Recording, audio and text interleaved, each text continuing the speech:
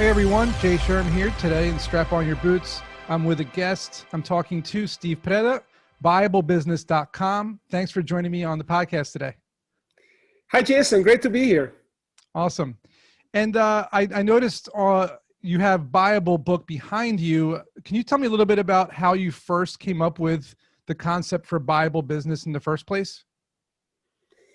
Oh, well, so Buyable is a new book, and I came up with the title because it's not about selling businesses. It's about making businesses so great that other people want to buy them.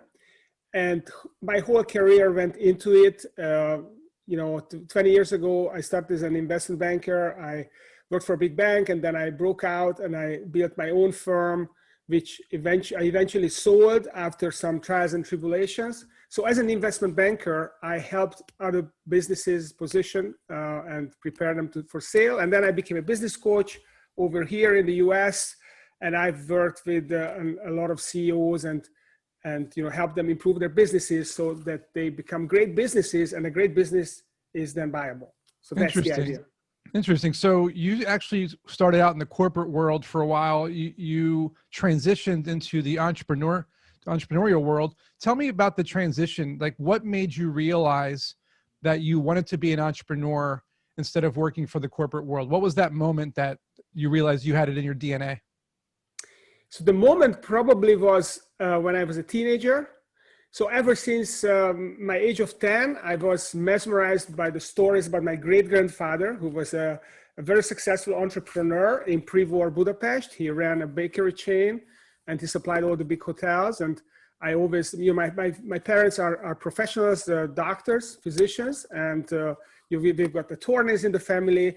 But I really most resonated with my great-grandfather. So I had this idea, and I did the entrepreneurial stuff of buying candy and selling it at a margin, at a markup to my classmates. So I had this in my mind that I wanted to become an entrepreneur. And when I was finishing college, I had this great idea. The Berlin Wall was just coming down at the time. And I came up with this idea to create this game called, it's like Monopoly, but for communist countries. So how do you, you don't buy up properties, you nationalize stuff. And I came up with this board game. And my plan was to launch it for the Christmas of 1990 or something like that. And I started on it with a friend, and then I got this scholarship in the Netherlands, and I went to the Netherlands, and I got a job in London, and then I got another job, and I came back to Budapest, and I had this golden cage. I was a highly paid young executive on this management program, and it was like I couldn't leave. So I had this idea that by the age of 35, I definitely have to start something because it's going to be too late. And then what happened was, when I was 35 and a half years old, I got fired from the bank where I worked. And at that point, suddenly my opportunity cost disappeared, and I could get on my entrepreneurial thing. So Friday afternoon, I got my pink slip, and Monday morning, I opened my office in the apartment of a friend and never looked back. Getting fired from a job is always the best motivation to start a business. It's the same thing that happened to me going back to 2005. I worked in the IT industry for over a decade out of college, and I got fired from my last job as an IT supervisor.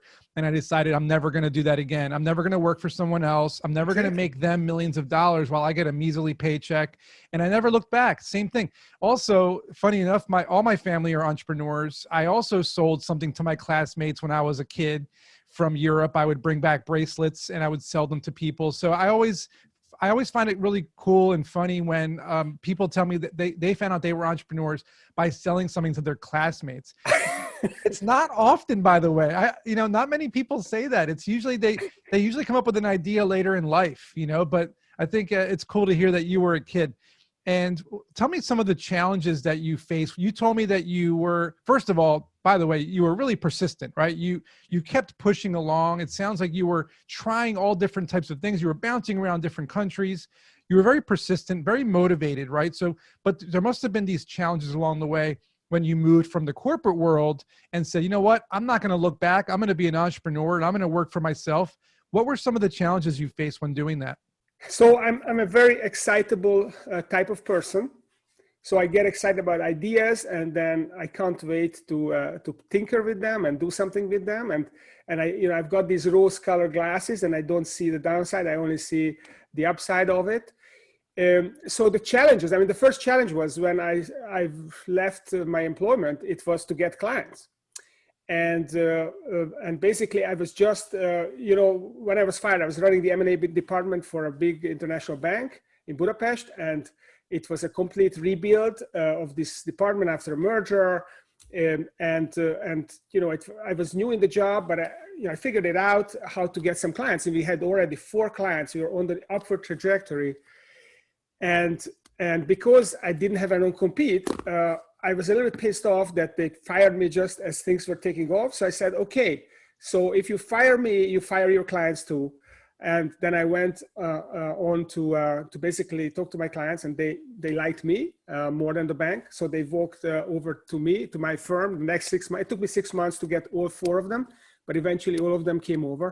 Most of entrepreneurs, they have a really big struggle being money, right? And they usually have a day job, so they want to run a business on the side, but it's really hard to do both, right? But you're talking about how you were able to figure out a way to raise the money or earn the money you needed to get through your business. So what are some of the ways that you navigated that financial part?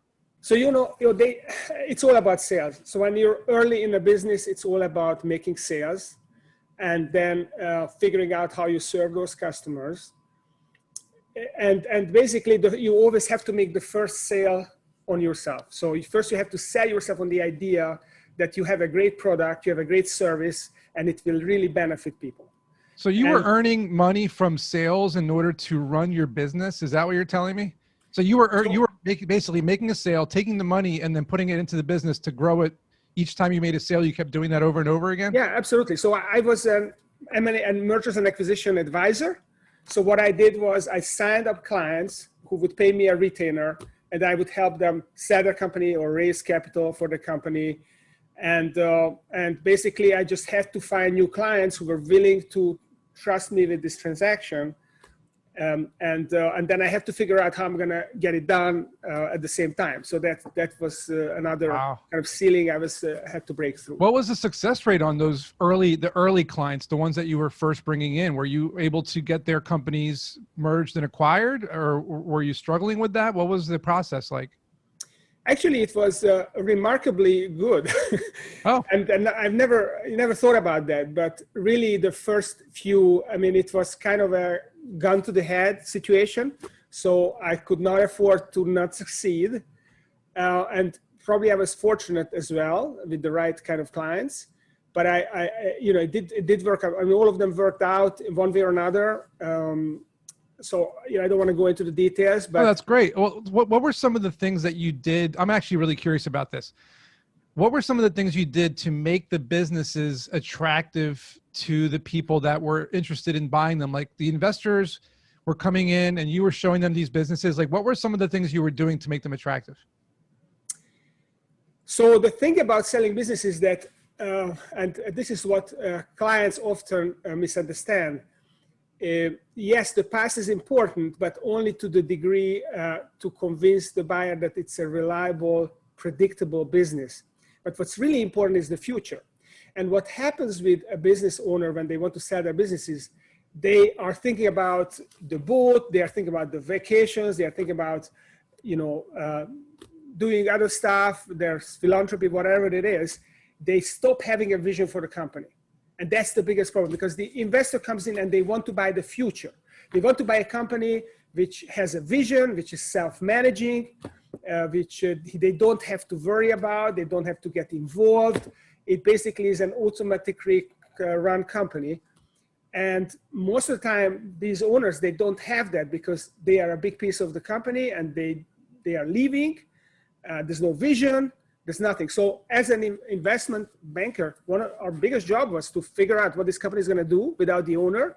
And we came up with the vision and we convinced the owner, you basically help them coach up the next level to create some kind of a leadership team so that the buyer would come in and they would be able to believe that, okay, this is the team, and they had a plan, they had a vision, And that was the biggest thing. How do we reposition this company so it can work without the owner? How to make it viable?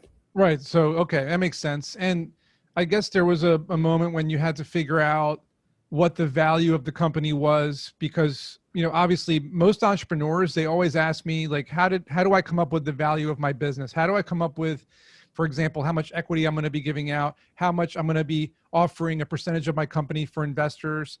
And I always give them like a mathematical answer, really, and also a financial answer. What were some of the ways that you thought of to come up with the value of the business when introducing the company to investors? That's a big topic, but essentially the value of a business is the present value of the future earnings of the business. So whatever this business is going to make in perpetuity, discounted back to the present, is the value of the business. Well, what about the guys on Shark Tank that don't like that? You know, the investors on Shark Tank, they usually say, oh, you're giving me a 5 times future earnings, but what about today? You're earning this much today. So investors actually go for that? So, okay. So here is the thing. The future earnings are always riskier than the current ones, right? So it's easy to draw a hockey stick, but how do you make it credible? So if you have a team who have done this before several times, that they have grown companies dramatically in the same way, maybe you can believe that future. If you have a company that has been stagnating all these years and suddenly it's gonna now perk up, that's not credible, right? Now, Shark Tank, they often invest in startup companies and they have no history and the owners don't have a history. So it's very hard for them to believe with any kind of certainty that it's going to happen. So they can afford, and these guys have nowhere to go. So they are in a position where they can say, well, okay, I take it with a pinch of salt. And this is how they get good deals, that those guys are strapped for money and they cannot prove that it's going to be successful. And they take whatever they can get. I agree with you 100%. And a lot of times they have their backs against the walls and they have to take the deal no matter what, because it's either that or what are they going to do? You know, they're going to struggle. Exactly. And it sounds like you've had a ton of success in your career so far and as an entrepreneur as well. But there must have been a moment when, let's say you had a time machine and you can go back to when you made this one big mistake. What would that be and how could you have avoided it? Well, I mean, I made many big mistakes. When you talk about success, you know, Churchill said that success is stumbling from one failure to another without losing enthusiasm. So this is how I see it as well. You know, just surviving failures is already a success. So there are many. So just to mention a couple, right after I started my business, about 18 months in, we built quite a good practice of raising capital. The government had a program like the SBA here. They injected equity, 49% equity into struggling small, medium-sized companies. And we got really good. We kind of came in, set up the business right when this program started, and we were the first off the block. And we kind of became a dominant player in advising these companies. And we were bringing, it was the State Development Bank, and we were bringing all these clients to them. And this bank was, this department that was in charge of this was run by a guy who was my age, and he was the head of the Venture Capital Association. And he was kind of jealous of our success. And he instructed his colleagues that they should stop doing any business with us. So essentially, we were almost 100% doing that work. And suddenly they pulled the plug, all our projects collapsed, and we couldn't continue. Oh my God. And we had to pivot overnight. And then we said, okay, so the next best thing, we are going to do a trade M&A, which is selling companies. And we just went out and we signed up a couple of clients. And the first client we signed up was a distributor of stationery. And it looked like a nice company. They have a 5 million sales revenue, $1 million profit. And we put out our flyer about it and we promoted it. And soon enough, there were a couple of investors who were interested. They made indicative bids. And one company from Romania, they came and they wanted to do due diligence. So they walked in and they were about to go into the warehouse and check everything. And the CEO called me into his office and he said, hey, Steve, we have a problem. So what is the problem? And we have this great investor. They're going to do the due diligence. We're going to close this deal. There's no problem. Well, actually, there is a problem. So actually, we lied you about our inventories. Our inventories are half as big as on the books. Oh no. We have been falsifying them because we didn't want to make a loss, because the bank would have pulled the credit line and then we would have gone under. Oh So my actually, this God. guy's gonna get in and they won't see the inventory because it's not there. So that was a big mistake and a big failure, and the investor was totally pissed with us, and that didn't help our reputation. Yeah, that could, I was going to say, that could ruin your reputation. The word spreads and investors talk to other investors. So your big mistake there was that you didn't do enough due diligence on the company before you just jumped in, you saw the dollar signs. So for entrepreneurs listening, if you're getting in bed with a partner or a customer, or if you're trying to work with another company, you should do your due diligence, which means you should investigate the business, do your background checking, search through their records, talk to all the different founders and employees to make sure the story adds up. Because maybe if you talk to all of them, one of them might give you a different answer, which will raise a red flag, cause some concern to do a little bit more digging. That's a great thing a piece of advice to tell everybody.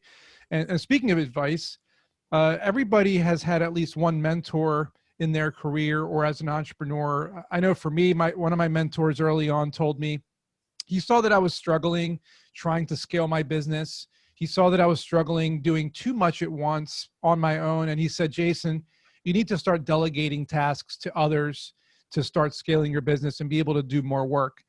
What was a piece of advice that a mentor gave you early on that changed the game for you? So one mentor that helped me was Dan Kennedy, that you may know about. He is kind of a small business guru, and he's been around the block a long time, and he used to have a big mastermind group, and I was part of this. And one of the things that he told me was to figure out how to talk to my audience and at an emotional level. And that was it's a big idea. And I started doing this. I sent out this direct mail piece back in late 2005, which I just wrote in an hour. I had this flash of inspiration. It was a beautiful afternoon, autumn afternoon with gorgeous colors everywhere and the sun shining through. And I just wrote this story about this person who sells their company and gets on their Harley Davidson, and they go into, they ride out in the afternoon, and it touched people so much that basically we built the business on this for a couple of years. I just sent this out every quarter, and I always got 10 phone calls, and we signed up 3 clients, and it was just the most beautiful thing. Of course, over time, it lost its power, but that was a huge idea, to talk to people at their level, to touch them emotionally. And then I started a newsletter, and basically what I did was I talked about mergers and acquisition, which is kind of a high finance thing. I really dumbed it down so that everyone can understand the concept, and it became very successful. And then we had the newsletter is still running 14 years on, and it helped me actually sell the company eventually. It was all about communication and talking to people at their level where they understood it, and not at the high level to try to fool people with big concepts. I mean, emotions are a big piece of, talking to your demographic. It's part of getting in touch with your target market, right? Understanding your customer, because they have these, types of homework you can do when you're figuring out personas, right? What are some of the personas or the user groups that you're going to be targeting, and what are they buying? Where are they visiting? What kind of hobbies do they have? How do they feel on certain days and things like that? So I think that's a really good piece of advice, is to look at your target market outside of the scope of data and look at it in terms of, their feelings, their emotions, what kind of personalities they might have. That's a really good one. I like that. And what is their pain is a big one. So what is their pains and what are their desires? Sure. If you can tap into it, then you can really talk to them. Sure, because the pain point is the focus of every startup, right? You want to identify a pain point, and how do you solve that for the customer? That's absolutely true. So I want you to give me some final thoughts in terms of some words of wisdom for entrepreneurs out there, some inspiration, encouragement on what entrepreneurs can do to not only start a business, but how to make them attractive to sell the business, and how to keep their emotions in check when they're running a business as well. Okay, well, a lot to digest here. So, as you said, every entrepreneurs like snowflakes. They are all different, and there are a million ways for an entrepreneur to be successful. You just have to find out what makes you successful. How can you be successful? It has to be sustainable. It has to be something that is not painful for you. People talk about focus is being the big thing. I think that focus has its place. It's important, but you can't always focus. And I think there's a lot to be said for procrastination as well. Because when you procrastinate, your mind wanders, you tinker with things, you check things, you read things, you absorb things, you go after your interest, your curiosity, and that's when you can come up with ideas. So if you just focus, then you're a machine and you're not going to come up with ideas. Now, some people can focus, 60 hours a week, and then they take the 2 days off and they come up with the ideas on the walk or wherever. And some people do this by having a flash of inspiration, and they go and they basically push everything away. They kind of put themselves in the corner. They know that they're going to have to do this in an hour, which takes 3 hours. But they're so curious. And this is the way I am. I'm so curious. I just have to go after it. I have to read this, I have to dig in. And then I put myself in this place that I have to produce. And then I'm going to be 3 times as productive figuring this thing out. Awesome. And so where can people reach out to you if they're interested in learning more about your services, or where they can buy your book, or if they just want to talk to you about, selling their business? Yeah. So the book is coming out. It's on pre-order already. The Kindle version is on Amazon, pre-order. The paperback is going to be there in a couple of days. By the time you hear this, it's already out there. You can also go on buyablebusiness.com and you can download the first chapter and the introduction and preface. So you can basically get my story there. I also have a website, tractionequity.com. So if you are looking for someone to help you get up to the pinnacle and raise your business to the next level, then reach out, check out my website, and let's connect. I'd love to talk to you. Awesome, Steve. Thanks for coming onto my podcast. I'm sure a lot of people enjoyed this and learned a lot about selling their business. Well, thank you. I really enjoyed it. It was a lively conversation, and great to have been here. Thank you for inviting me. No problem. And we'll see everybody in next week's episode.